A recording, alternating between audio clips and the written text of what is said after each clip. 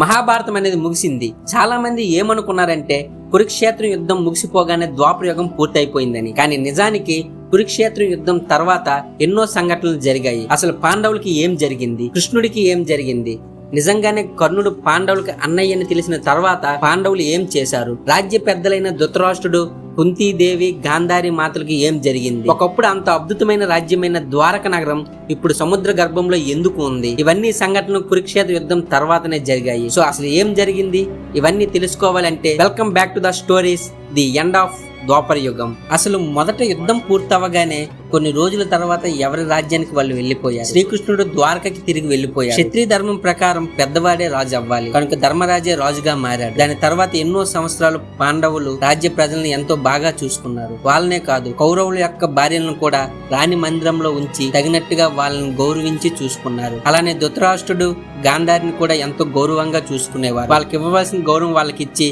ఎంతో బాగా చూసుకున్నారు. అలా యుద్ధం ముగిసిన తర్వాత శ్రీకృష్ణుడు ధర్మరాజు దగ్గరికి వెళ్లి అశ్వమేధ యాగాన్ని చేయండి అని సలహా ఇస్తారు. సాక్షాత్ ఆ శ్రీకృష్ణుడే చెప్పిన తర్వాత ధర్మరాజు మాత్రం కాదనగలరా? కాబట్టి అశ్వమేధ యాగాన్ని మొదలు పెడతారు. అసలు ఈ అశ్వమేధ యాగం అంటే ఏంటి? ఒక గుర్రానికి కురు సామ్రాజ్యం యొక్క జెండాను కట్టి వదులుతారు. అది సంవత్సరం పాటు మొత్తం ప్రపంచాన్ని తిరిగి వస్తుంది. ఒకవేళ దాన్ని ఎవరైనా ఆపితే ధర్మరాజు పాలనను వ్యతిరేకించినట్టు, ఆపకుండా దాన్ని వదిలేస్తే ధర్మరాజు పాలనను అంగీకరించినట్టు. అప్పుడు ఆ గుర్రానికి రక్షణగా వెనక కురు సైన్యంతో పాటు అర్జునుడు కూడా వెళ్ళాడు. ఎవరైతే ఆ గుర్రాన్ని ఆపుతారో వాళ్ళతో అర్జునుడు యుద్ధం చేసి వాళ్ళని ఓడించేవారు. అలా అశ్వమేధ యాగాన్ని పూర్తి చేసి ప్రపంచానికి అన్ని వైపులా ధర్మస్థాపన చేశారు. అయితే అలా ఒక రోజు పాండవులు అందరూ కలిసి యుద్ధంలో జరిగిన నష్టాల గురించి మాట్లాడుకుంటూ ఉంటుంటే చాలా రోజుల నుండి తనలోని బాధను దాచుకుని కృంగిపోయిన కుంతీదేవి చివరకు పాండవులు ఎదుటకు వచ్చి, పుత్రులారా, నేను ఎన్నో సంవత్సరాలుగా మీ దగ్గర ఒక నిజాన్ని దాచాను. అయితే అంగరాజ కర్ణుడు ఒక సూతుడు కాదు పుత్ర, తాను మీ సొంత అన్నయ్య, మీ అందరిలో జ్యేష్ఠ సోదరుడు అని చెప్పి ఆ రోజు తనకు వచ్చిన వరం గురించి అలానే ఈ రహస్యం గురించి వాళ్ళకి చెబుతుంది. ఇలా చెప్పి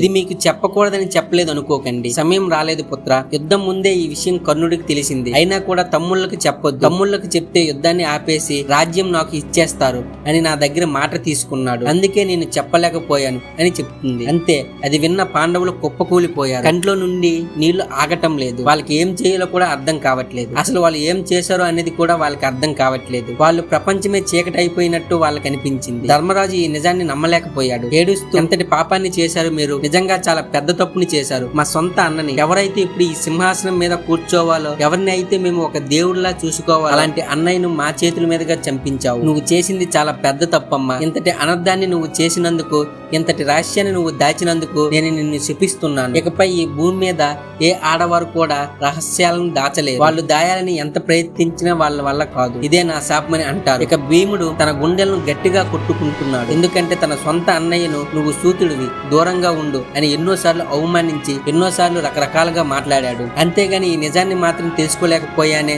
అని ఎంతో బాధపడ్డాడు.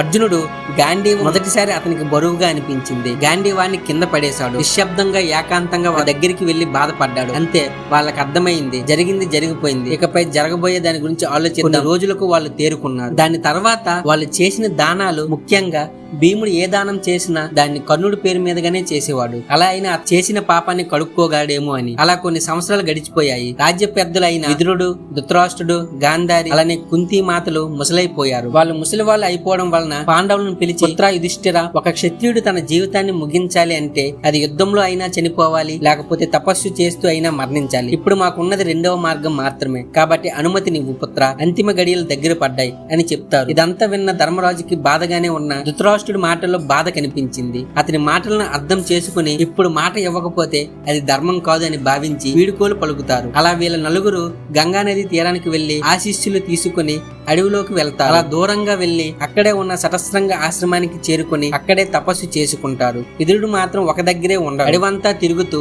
తన జీవితాన్ని గడుపుతూ ఉంటారు. అయితే సరిగ్గా వాళ్ళు వెళ్లిపోయిన సంవత్సరానికి ధర్మరాజు పాండవులను, ద్రౌపదిని అలానే రాజ్య ప్రజలని పట్టుకుని ఆ ఆశ్రమానికి వెళ్తారు. అయితే అక్కడికి వెళ్లి చూస్తే అందరూ కనిపిస్తారు, కానీ విదురుడు మాత్రం కనిపించడు. విదురుడిని వెతుకుతూ ధర్మరాజు అడవిలోకి వెళ్తారు. అయితే కొద్ది దూరంలో ఒక చెట్టు మీద వాలి విదురుడు కనిపిస్తారు. చూడడానికి ఎంతో నీరసంగా, శక్తి లేనట్టుగా అక్కడ ఉంటారు. అది చూసిన ధర్మరాజు పరిగెట్టుకుంటూ వెళ్తే విదురుడు ధర్మరాజు భుజంపై చెయ్యి వేసి ఒక చిన్న చిరునవ్వు ఇచ్చి ఇక నేను వెళ్తున్నాను పుత్ర, ఇక నేను వెళ్తున్నాను, నువ్వే ధర్మస్థాపన చేయాలి, ఆ నమ్మకం నాకుంది అని చెప్పి మరణిస్తారు. అలా విదురుడు పాత్ర ముగిసింది. ఆ తరువాత ఆ రోజు రాత్రి అందరూ ఒక దగ్గరే ఉన్నప్పుడు అక్కడికి వేషమార్చి వచ్చి తన శక్తితో దేవలోకంలో ఉన్న కౌరవ వీరులను అలానే మరణించిన వీరులను అందరినీ ఒక అంశలా కిందకి తీసుకుని వస్తారు. ఆ రోజు రాత్రి ఆ చీకటైన అడవి వెలుగొందుకుంది. అందరూ సంబరాలు చేసుకున్నారు, కలిసి నవ్వుకున్నారు, మాట్లాడుకున్నారు. గాంధారి ధృతరాష్ట్రులకు మళ్లీ వాళ్ళ కొడుకులందరినీ చూసి జీవిత కళ నెరవేరినట్టు అనిపించింది. పైనుంచి చూస్తున్న దేవతలు కూడా ఆ దృశ్యం చూసి ఎంతో సంతోషించారు. అలా సూర్యోదయం అయ్యే సమయానికి మళ్లీ వాళ్ళందరూ మాయమైపోయి పాండవులు పెద్దల ఆశీర్వాదాలు తీసుకుని తిరిగి హస్తినాపురానికి చేరుకున్నారు. ఆ తర్వాత ఒక రోజు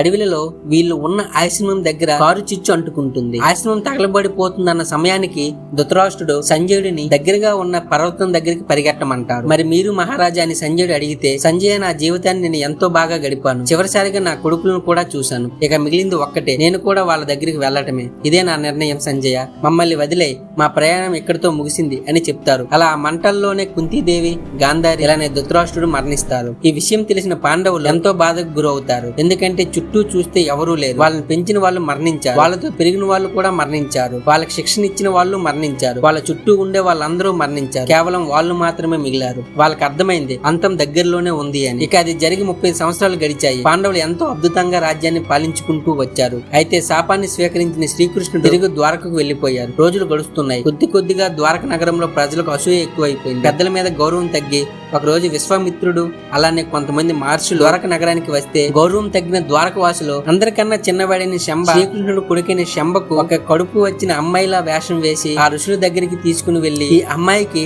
మగబిడ్డ పుడుతుందా ఆడబిడ్డ పుడుతుందని వెక్కిరించారు. విషయాన్ని తెలుసుకున్న ఆ ఋషులు, ఒరే మూర్ఖులా, మీరు చేసిన ఈ అవమానానికి మేము మిమ్మల్ని శపిస్తున్నాం. ఇతని కడుపు నుండి ముసలం అనే ఒక వస్తువు బయటకు వస్తుంది, దాని వలన మీ యాదవుల వంశం మొత్తం అంతమైపోతుంది అని శపించి వెళ్లిపోతారు. కనీసం ద్వారక నగరం లోపలికి కూడా రారు. తర్వాత అతను చెప్పినట్టే ఆ వస్తువు పుడుతుంది. వెంటనే ద్వారకవాసులు అందరూ భయపడి ద్వారక మహారాజు బలరాముడి దగ్గరకు ఆ వస్తువును తీసుకుని వెళ్తారు. బలరాముడు ఆ ఆయుధాన్ని పిండి చేసి సముద్రంలో పడేస్తారు. అయినా కూడా అవి చిన్న చిన్న ముక్కలుగా ఒడ్డుకు వచ్చి చేరుకుంటాయి. అలా కొన్ని రోజుల తర్వాత శ్రీకృష్ణుడు ఇలా యాదవుల మధ్యలో గొడవలు మెల్లమెల్లగా పెరుగుతుండడం చూసి అందరినీ ఐకమత్యం చేయడానికై సముద్రపు ఒడ్డున ఒక పెద్ద పండగను నిర్వహిస్తారు. దానికి అందరినీ ఆహ్వానిస్తారు. అయితే ఆనందం కోసం పెట్టిన ఈ పండగ విషాదంగా మారుతుంది. అక్కడికి వచ్చిన వారంతా మద్యాన్ని ఎక్కువగా తాగి అదుపు తప్పి ప్రవర్తిస్తారు. సాత్వికి అయితే తన ఆయుధాన్ని తీసుకుని కృతవర్మను చంపేస్తాడు. వెంటనే అక్కడ ఉన్నవారంతా సాత్విక మీదకి తిరగబడిపోతారు. ఆ గొడవలలోనే సాత్వికి కూడా మరణిస్తాడు. ఇలా యాదవ వంశంలో నుండే ఒకరినొకరు పశువుల్లా కొట్టుకుంటారు. ఇదంతా శ్రీకృష్ణుడు చూస్తాడు, ఏడుస్తాడు, బాధపడతాడు. అంతే, అంతకు మించి ఏం చేయలేకపోతాడు. ఎందుకంటే అదే విధి. ఆ రోజు గాంధారి పెట్టిన శాపంలో ఎలా అయితే యాదవ వంశం అంతమవుతుందని ఉందో సరిగ్గా అలానే జరుగుతుంది. కాబట్టి శ్రీకృష్ణుడు కూడా ఏం చేయలేకపోయాడు. ఇలా యాదవ వంశం మొత్తం ఒకరినొకరు కొట్టుకుని అంతమైపోయింది. ఇదంతా చూసి తట్టుకోలేని బలరాముడు శ్రీకృష్ణుని పిలిచి, కృష్ణ, నేను బతికినంత కాలం నా ప్రాణం, నా సర్వస్వం మొత్తం ఈ యాదవ వంశమే కన్నయ్యా. కానీ ఈ రోజు ఈ యాదవ వంశమే లేదు. ఈ యాదవ వంశం నాశనాన్ని చూస్తే ఇక నేను భరించలేను. ఇక నా అవతారాన్ని చెల్లించే సమయం వచ్చిందని అనిపిస్తుంది. ఇక నాకు సెలవు ఇవ్వు అని చెప్పి సముద్ర తీరానికి వెళ్లి అలా సముద్రంలోనికి నడుచుకుంటూ వెళ్లిపోతారు. అంతే, దానితో బలరాముడి పాత్ర కూడా ముగిసిపోతుంది. ఇదంతా చూస్తున్న శ్రీకృష్ణుడికి తన అవతారాన్ని కూడా చాలించే సమయం వచ్చింది అని అర్థమయ్యి చివరిసారిగా ద్వారక నగరాన్ని కన్నుల నిండా చూసి ఒక బాధతో కూడిన ఒక చిన్న చిరునవ్వుని ఇచ్చి అడవిలోకి వెళ్లిపోతారు. అలా వెళ్లి ఒక చెట్టు దగ్గర విశ్రాంతి తీసుకుంటుంటే జర అనే ఒక వేటగాడు కదులుతున్న శ్రీకృష్ణుడి పాదాలను చూసి జంతువు అనుకుని బాణాన్ని వేస్తారు. అంతే, ఆ బాణం ఎంతో వేగంగా వచ్చి శ్రీకృష్ణుడి బొట్టల వేలును తాగుతుంది. ఒక్కసారిగా అది తెగి కింద పడిపోతుంది. వెంటనే శ్రీకృష్ణుడి నొప్పితో కళ్ళు మూసుకుంటారు. ఆ మరుక్షణమే అతనికి దుర్వాస మహర్షి ఇచ్చిన శాపం గుర్తుకు వస్తుంది. ఒక రోజు దుర్వాస మహర్షి చెప్పారని శ్రీకృష్ణుడి పాయసాన్ని దుర్వాస మహర్షి ఒంటి మీద రాస్తారు. మొత్తం రాస్తారు, కానీ వేలు దగ్గర మాత్రం రాయలేకపోతారు. అది అందదు. అది చూసిన దుర్వాస మహర్షి, కృష్ణ, నా వేణి దగ్గర నువ్వు రాయలేదు కనుక నీకు మరణం నీ వేలు వల్లే కలుగుతుంది అని చెప్తారు. అది గుర్తు చేసుకున్న శ్రీకృష్ణుడు ఒక చిన్న చిరునవ్వు నవ్వుతారు. ఇంతలో ఆ వేటగాడు అక్కడికి వచ్చి చూస్తే అది శ్రీకృష్ణుడు. అయ్యో, ఎంత తప్పు జరిగిపోయింది అని శ్రీకృష్ణుడి కాళ్ళ మీద పడి వేడుకుంటారు. నన్ను క్షమించండి ప్రభు, నన్ను క్షమించండి, ఇది మీరని నాకు ఏమాత్రం కూడా తెలియదు అని వేడుకుంటాడు. అది విన్న శ్రీకృష్ణుడు అతన్ని లేపి, ఇందులో నువ్వు చేసింది ఏమీ లేదు, ఇదే నా కర్మ, ఇలా అవ్వాలి అని ఉంది కాబట్టి ఇలా అయ్యింది, నువ్వేం బాధపడకు, నేను వచ్చిన పని ముగిసింది, భూమిపై ధర్మస్థాపన జరిగింది అని చెప్పి మళ్ళీ అలానే కింద పడుకుని తన అవతారాన్ని శ్రీకృష్ణుడు వదిలేస్తారు. అలా శ్రీకృష్ణుడి అంశ వైకుంఠంలోనికి వెళ్లిపోతుంది. ఇక శ్రీకృష్ణుడి అవతారాన్ని వదిలేశారు అని తెలిసిన అర్జునుడు తన ఏడుపును ఆపుకోలేకపోయాడు.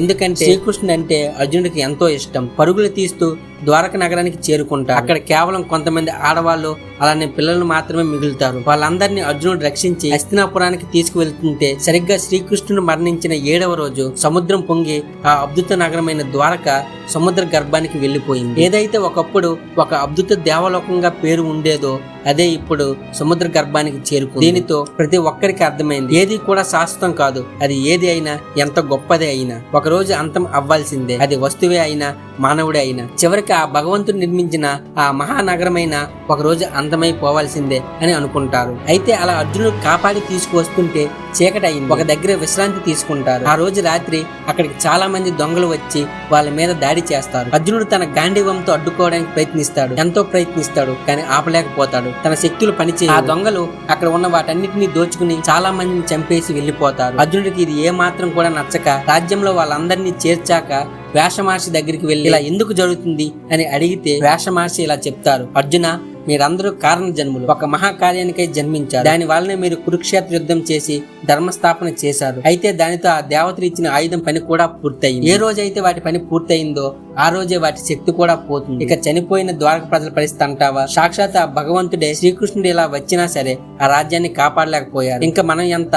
అందుకని ఏది శాశ్వతం కాదు అర్జున. ఏదో ఒక రోజు అందరూ మరణిస్తారు, అన్ని అంతమవుతాయి. మీరు కూడా మీ అంతిమ గడియల కోసమే ఎదురు చూస్తూ ఉండండి అని చెప్పి వెళ్లిపోతారు. అలా కొన్ని సంవత్సరాలు అయింది. శ్రీకృష్ణుడు వెళ్లిపోయారు, భీష్ముడు వెళ్లిపోయారు, రాజ్య పెద్దలు మరణించారు. ఇక పాండవులకు కూడా అర్థమైంది ఇక మన పని భూమిపై పూర్తయిందని. అప్పుడు అభిమన్యుడి కొడుకైన పాండవుల చివరి వారసుడైన పరీక్షితుడికి రాజుగా పట్టాభిషేకం చేస్తారు. అలా చేసి ధర్మరాజు, ద్రౌపది, భీముడు, అర్జునుడు, నకులుడు, సహదేవుడు హిమాలయ వైపు నడుచుకుంటూ వెళ్తారు. వాళ్ళు కేవలం సాధారణ బట్టలు మాత్రమే వేసుకుంటారు. వాళ్ళతో ఎలాంటి ఆయుధాలు కూడా ఉండవు. ఇది పాండవులు చేసిన చివరి యాత్ర కాబట్టి దీన్నే మహాప్రస్థానం అని కూడా అంటారు. అలా పాండవులు హిమాలయాలకై నడుచుకుంటూ వెళ్తున్నప్పుడు మునిగిపోయి ఉన్న ద్వారక నగరాన్ని చూసి ఎంతో బాధపడతారు. అలా ఎన్నో నగరాలు, రాజ్యాలు దాటి చివరికి హిమాలయాలకు చేరుకుంటారు. అలా దాని పైకి ఎక్కి స్వర్గంలోకి వెళ్దాం అనుకుని నడుస్తూ ఉంటారు. మొదట కొంచెం మీదకి ఎక్కేసరికి ద్రౌపది పడిపోతుంది. వెంటనే భీముడు, అన్నయ్య ద్రౌపది పడిపోయిందని కంగారుగా అంటే, ఆగకూడదు భీమ, ఎట్టి పరిస్థితుల్లోనూ మనం ఆగకూడదు. పైకి ఎలాంటి వాళ్ళు చేరుకుంటారని కేవలం ఎలాంటి చెడు అలవాట్లు కానీ మోహాలు కానీ లేని వాళ్ళు మాత్రమే చేరుకోగలరు. ద్రౌపదిని స్వయంవరంలో అర్జునుడు గెలిచాడు కనుక ద్రౌపదికి అర్జునుడు అంటే ఎక్కువగా ప్రేమ ఉంది. అది తప్పు, అందుకే తను మొదట పడిపోయిందని అంటాడు. అలా కాసేపటికి సహదేవుడు పడిపోతాడు. మళ్ళీ భీముడు అడుగుతాడు, సహదేవుడికి ఏమైంది అన్నయ్య? సహదేవుడికి